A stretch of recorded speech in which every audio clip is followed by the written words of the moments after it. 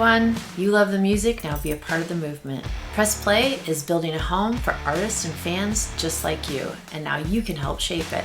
All you gotta do is go to pressplay.me and grab you some merch and wear it really loud and really proud, and of course buy it for everybody you know. And know that you're helping musicians and music stay real, independent, and alive. And here's something really special. You can send a personal message to the artist of your choice. If we've done an interview with them, you have an opportunity to write them a note. You can write them a small message, or you can write them a whole letter, and it will go directly to them. Just click the link on any of our interviews, write from the heart, and let your voice be heard. So tune in, rock with us, and press play. Get the gear, send the love. Music lives when the fans do. And we've got the great JD Shelburne here. How you doing, JD? It's great to have you back. Hey, good to be back. Thank y'all for having me on. Appreciate it. I want to say this. This is going to mark your 7th album since moving to Nashville in 2008. When you talk about everything is always like a ladder up, like there's a growth from the first album you wrote when you moved to Nashville or created to this one.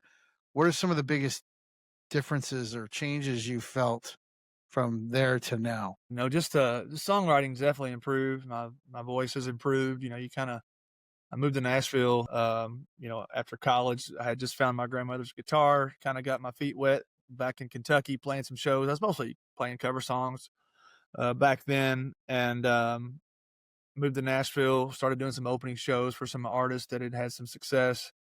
And the more I opened for them, the more I thought, man, I should be cutting my own songs, and started doing that, and cut my first album, gosh, probably back in 2009 or 10.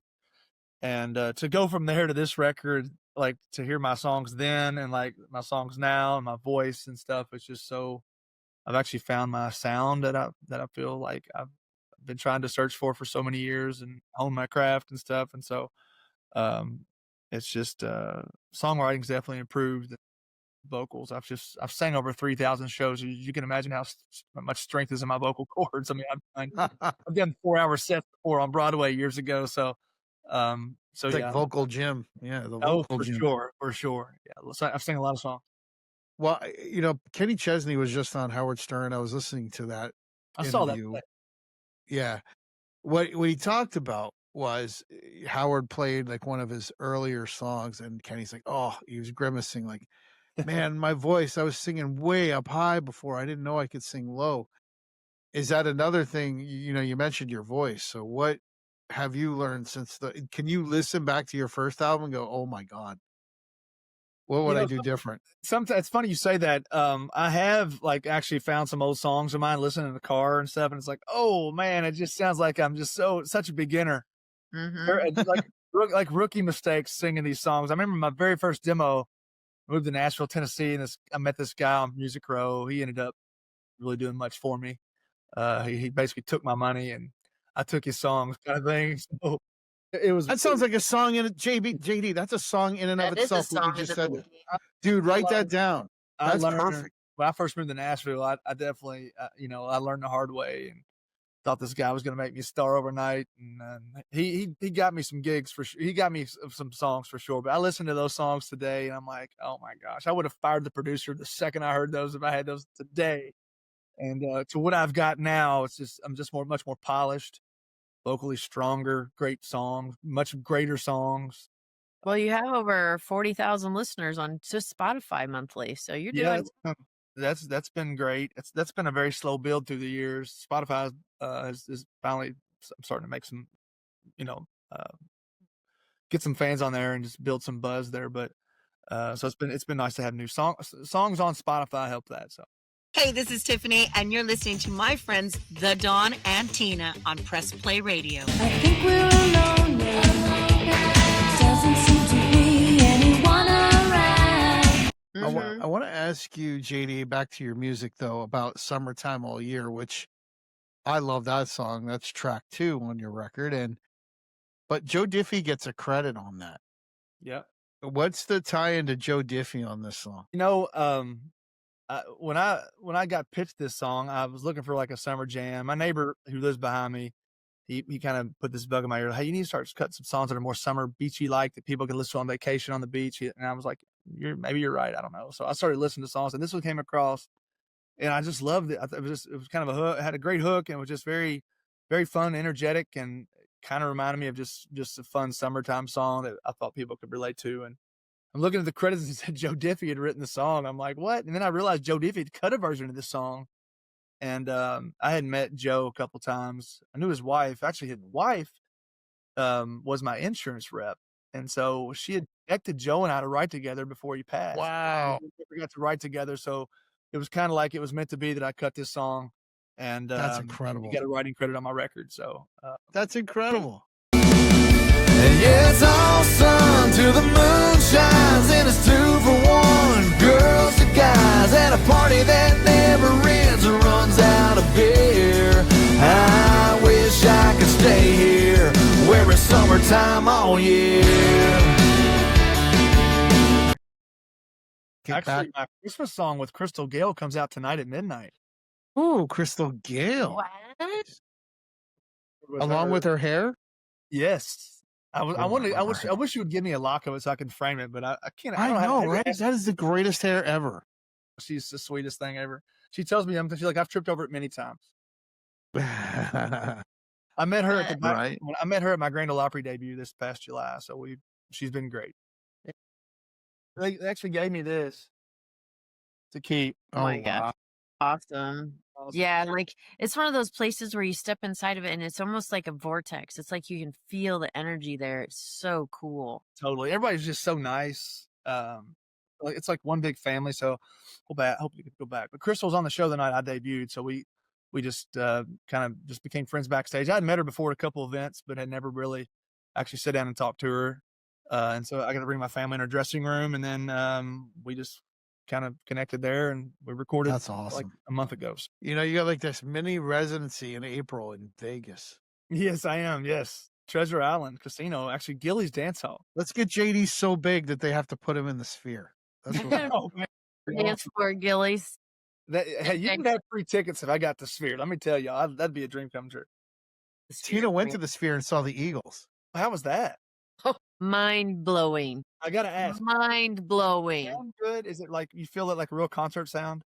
It is out of this world. Let's put it this way. Don Henley stood up there in the front. And of course, they're tiny compared to this huge sphere of a show, right? And he was looking around and he said, yeah, so we're the house band for whatever this is, this new show stuff. They really felt like, like this thing is so much bigger than the Eagles. But I'll tell you what, take a little Dramamine before you go, but it is a must see. It is fantastic. I figured you'd get like motion sickness or something. Well, you know what I love really about will. it? What I love about it is it's creating. I'd like to see venues created that do this immersive thing. Imagine what it would do for music that an AI can't do, Yeah. where you got a human being that's, I don't know, it's just incredible. And like I said, you got 3 Vegas dates at the Gillies Dance Hall, Treasure Island, Vegas, April 16th, 17th, and 18th. So that's a And beautiful. go to the Sphere while you're out there, JD. I mean, if you've never seen anything in your life, you'll actually get to take a ride through Hotel California.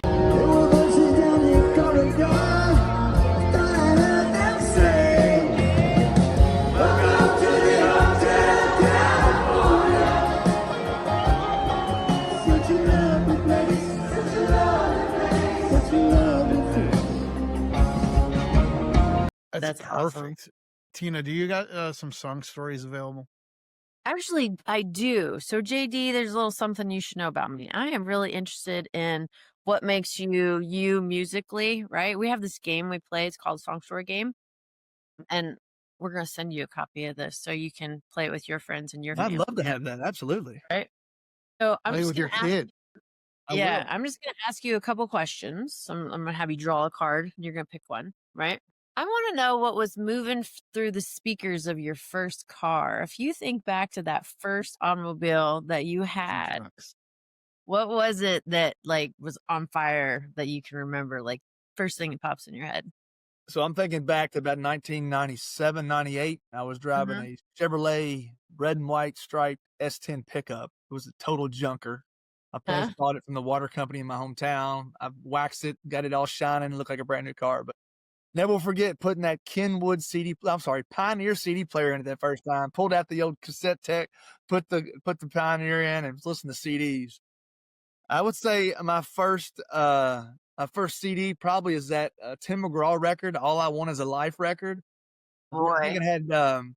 it had "All I Want Is a Life" on. I think it had "Refried Dreams," "I Like It, I Love It" on it. Man, I love it. Oh my goodness. I burned that CD to shreds. And then, of course, you got to think this is back when people were burning CDs. We burned CDs up Mhm. hours upon hours of burning and handwriting the song title. Were you stealing music on LimeWire? I was not. My brother was. That's great. Napster, LimeWire. Thank you so much for all those albums for free through the year. Oh boy. That's good stuff. Yeah, that's what I was gonna say is you're talking about burning CDs. I was doing that with cassettes, the dual cassette player. Mhm. Man, yeah. But you had to, like, if you're at your friend's house, it wasn't like you rip. I mean, you had to listen to the entire album Yeah. once together Yeah, to for have sure. it copied. So yeah, I mean, it was but still nothing beats the days of trying to record your favorite song off the radio, and they would talk up the intro, and it would make me mad. No Don't one hit talk record. the intro. Yes. The very first CD that I ever bought, I actually bought from my best friend's brother. He sold me an Informer, Snow Informer CD. No Remember way. CD. It was orange. I still remember it was an orange CD, Informer. I can't even tell you the chorus of what he says. I can just mimic it. But I have no. Yeah. All I know is "Licky Boom Boom Down." That's all I know. he knows for snow me, I can play them or something like that. I don't know what it says, but yeah. I don't think Google even knows. Informer. I know Informer. That's it. He knows And Lick Boom Boom Down. It's such a great Tina, song. do you know the words? I That do. song was on. Well, yeah. I don't Yes. think Google does. I would have That's to the sing first it. album. That's the Lick- very first album that I bought with my own money. That is, That's that's another song story question. Is It what is, song? yeah. What? Good Yeah. question. You'll bring me back to the So- good That's a old great question. I'm so informer. You know, say that I'm a snowman, I go glam. I like it boom boom down. The next question I want to know is, what is the most recent concert you attended that was not your own, Okay. that you actually bought tickets to go see? Okay. Well, I would have to say Sugar Ray. Actually, I met Mark McGrath 4 or 5 years ago. We became friends, and he invited me out to his show Ezra Ray Hart at Brooklyn Bowl. Did you say Mark McGrath of Sugar Ray? Yes. Yeah. Oh, nice. I've known Mark for 5 or 6 years. He's been a great friend, and he actually played Nashville last week with his band called Ezra Ray Hart. It's like Better Than Ezra's front man, Sugar Ray, and Tonic's front man, all in one band. They sing their hits and the Christmas songs. It was the most entertaining show I have seen in years. You have got to check them out. Ezra Ray Hart. They were awesome. Emerson, Oh, I have to Emerson, keep that Emerson, Amazing. Emerson Hart It of was Tonic. absolutely incredible. That'd be I used Emerson to Hart, love- right? Emerson Hart of Tonic. Yep. And then Sugar Ray of Mark McGrath of Sugar Ray. And the singer of Better Than Ezra.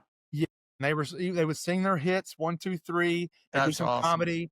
Then they do a Christmas song. Then they'd sing their hits 1, 2, 3. I mean, it was just high packed. I swear, Mark McGrath Walking all over the around. stage. He didn't sweat one time, and he was all over the stage. I'm like, I don't know what he does, but like there was no sweat, and he was actually wearing me out, just back and forth, trying to follow him on the stage. Great front man, by the way, That's fantastic. Joe Diffie. Yeah, great song. Well, let me ask you this Sorry. to wrap it up. I want to ask you this, JD. Who are your 3 biggest influences in music? Probably Garth Brooks would be number one. He got me into country music. I loved his songs. First concert I ever went to is my parents took me to see Garth, and back in 1992 at A Freedom song story Hall. question. Mhm. What's that? That's a song It's another story song question. story question. We're gonna write another record.